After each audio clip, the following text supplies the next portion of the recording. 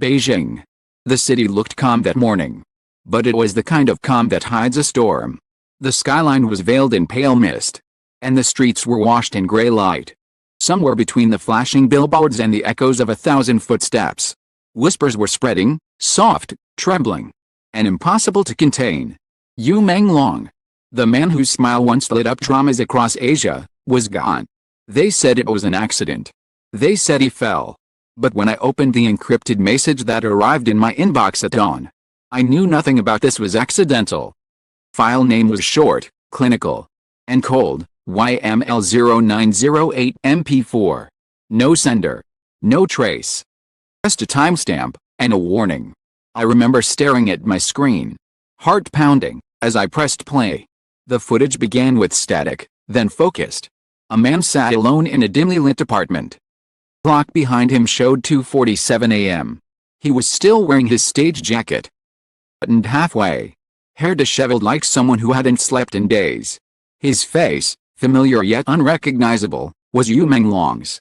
He stared into the camera as if he knew someone someday would be watching. If anything happens, he murmured in Mandarin, voice breaking. Tell them I didn't agree. The audio cracked. The image distorted. For a moment, I thought I saw a reflection moving behind him, a shadow crossing the mirror on the wall, but then it vanished. The next frame froze on his eyes, red and exhausted. Before the screen went black. When the video ended, I sat motionless. The silence screaming louder than any sound could. Something was wrong. The kind of wrong that governments bury and corporations pay to silence. I tried tracing the source of the file. Every server led to dead ends. Whoever sent this didn't want to be found, but wanted the truth to be seen. The next day, I went to his last known address in Chaoyang district. The building was clean, modern, soulless, glass walls reflecting a world that didn't care. The neighbors were polite but careful. They avoided eye contact when I asked questions. One woman whispered. He was crying the night before. Loud. But then someone came. Men in black suits. They said they were from his agency. No one saw him again after that night. The second file arrived 24 hours later. YML0909 MP4. This one came from an anonymous drop server in Seoul. It was a short clip from CCTV footage outside a luxury restaurant. Meng walked alone, cap pulled low. Glancing over his shoulder, a black van trailed him slowly down the street. At one point, stopped and turned back, his reflection caught in a puddle under the neon lights. Then, as if sensing something, whispered to himself, "They're watching." The file ended abruptly. By the third day, rumors began to spread online. Posts appeared on Weibo claiming you had been pressured to withdraw from a major film deal involving political investors. Within minutes, every post vanished. Accounts were suspended. Journalists who asked questions deleted their tweets within hours. It was as if the internet itself was being scrubbed clean.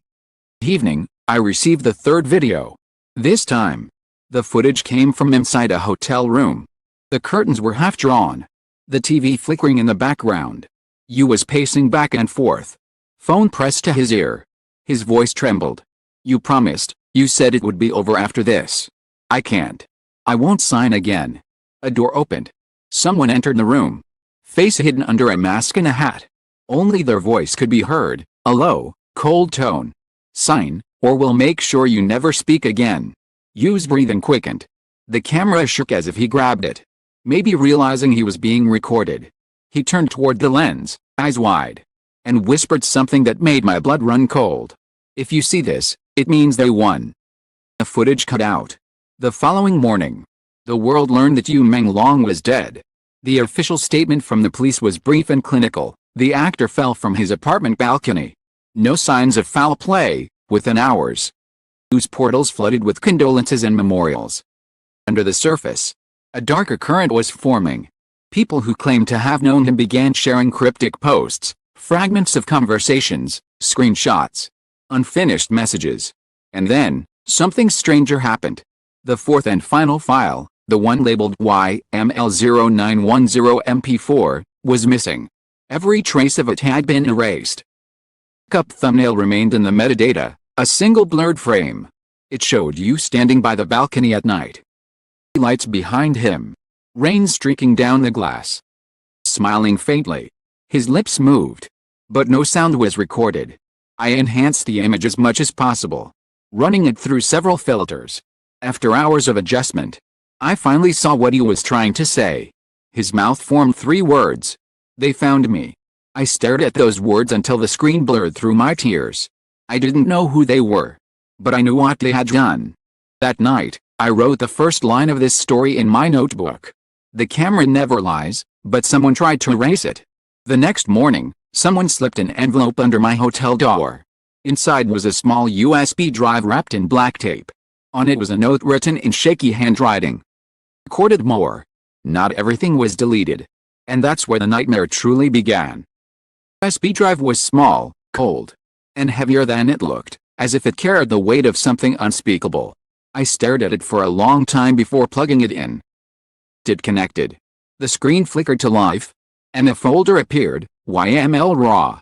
Inside were several corrupted files, dated between September 8th and 11th. I opened the first one. It filled the speakers, followed by faint breathing and the sound of footsteps echoing on marble. Then, a voice, his voice, whispered, "Not here. Not safe." The image stabilized. Meng Long seated across from a man in a tailored suit inside a dim hotel lounge. The man's face was half hidden by the shadow of a lamp. His tone was unmistakably authoritative. "You've already signed once. Do not make this harder than it needs to be." Yu's reply came out weak, almost pleading. "Can't make me disappear just because I know too much?" "Here," the man laughed softly. "That depends on how loud you scream." The screen glitched again. But in those few seconds before the frame cut to black, Yu's expression froze into something raw, fear and defiance fighting inside his eyes. When the video ended, I realized my hands were trembling. There were 4 more files, each one more corrupted than the last. The second file contained only audio, muffled sobs, a door slamming, and what sounded like the crumpling of paper. The third was just silence. But the fourth, that was the one that broke me. It began with a timestamp, September 10th, 23:42. The camera was set on a dresser in the hotel bed. Meng Long sat on the edge, staring at a small silver laptop. His eyes were swollen, his hands shaking. He looked older, drained, as if the past few days had stolen years from him. He pressed record. "If you're watching this, it means I failed," he said softly. "I want you to know, it wasn't an accident. They told me to stay quiet, to forget what I saw." He looked toward the window, where the rain was hitting the glass like desperate fingers trying to get in. "There's something inside the USB. Not money. Not files. It's proof." Sound of a phone vibrating interrupted him. He looked down, read a message, and his face went pale. Without saying another word, he unplugged something from the laptop, slipped it into a small black pouch, and hid it under the floorboard near the dresser. Came the knocking. Slow. Measured. 3 times. He froze. The knocking turned into pounding. The last thing the camera caught was you standing up, walking toward the door, and whispering, "You said it would end tonight." The frame went dark. That was the last recorded footage of Meng Long alive. I closed my laptop and sat there in silence. Outside matching the chaos in my mind. None of it made sense. Yet every piece fit perfectly into a nightmare that was too calculated to be random. Someone had wanted him gone. And now, they wanted the truth gone too. 3 days later, my phone buzzed with an unknown number. A distorted voice spoke in Mandarin. "Seen enough. Leave the country." Click. I didn't sleep that night. I packed what little I had and took the first flight out of Beijing. But the shadows followed me, faces in airport reflections, footsteps behind hotel doors. Every time I opened my laptop, there were new attempts to breach my encryption. Someone was watching. In Seoul, I met an old contact, an investigative hacker known only as Ghostline. He was the kind of man who spoke in riddles and lived in the cracks between systems. I handed him the USB and asked him to recover what was left. He nodded once and said, "Truth dies last. See what's still breathing." 4 hours he worked in silence. Then suddenly, his eyes widened. The laptop toward me. There, on the screen, were fragments of deleted messages between you and an unknown contact saved under the name K. Why? It's not about the money. It's what they're hiding. K. Do you still have the drive? Yes, but they're coming tonight. Hey, if you can't get out, send it to the South office. Code phrase, truth can't bleed. The messages ended there. Timestamp was only 2 hours before his death. Line leaned back, whispering. They were watching him even before the fall. When I looked at the footage again, slowed frame by frame, I saw it, a reflection on the balcony glass. A second silhouette behind you just seconds before he fell. Not an accident. Not despair. A presence. Uploaded my findings to a secure network used by independent journalists. But before I could share the final file, connection dropped. The backup drive vanished from my desk. My email password stopped working. It was as if the story had been erased from existence. A week later, I received one last email, from Meng Long's official account. It was sent after his confirmed time of death. Line read, "They can't kill truth." Side was a single attachment, a 10-second clip. The camera faced you again. This time outdoors. Under a gray dawn sky. Air was wet from rain. His voice was calm, almost serene. If they find this, they'll say it's fake. But remember, truth never dies. It just hides until someone dares to see it. Then, with a faint smile, he whispered, "Don't let them win." The clip ended with a burst of static in a single frame of text. Truth dies when silence wins. And then, nothing. No sound. No movement. No trace. I sent every file, every backup, every frame to servers across multiple countries. Within hours, all were deleted. Credentials revoked. My IP blacklisted. Story was buried under a flood of new distractions, celebrity weddings, government announcements, fake scandals. Being moved fast. Swallowing evidence like it never existed.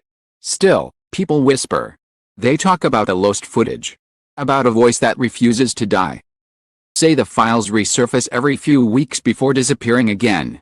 Some say the USB was never found because it's still out there, waiting for someone brave enough to finish what he started. And me? I still hear his voice sometimes when I close my eyes. Not through speakers. Not through screens. But in the quiet corners of my mind. Soft, tired whisper. Truth dies last. The rain keeps falling. Endlessly. But somewhere. The endless storm of silence and lies. I know he's still there, his story pulsing like static through the wires. Because no matter how much they erase, or how many shadows they send, one truth remains. This truth is seen, it can never be unseen.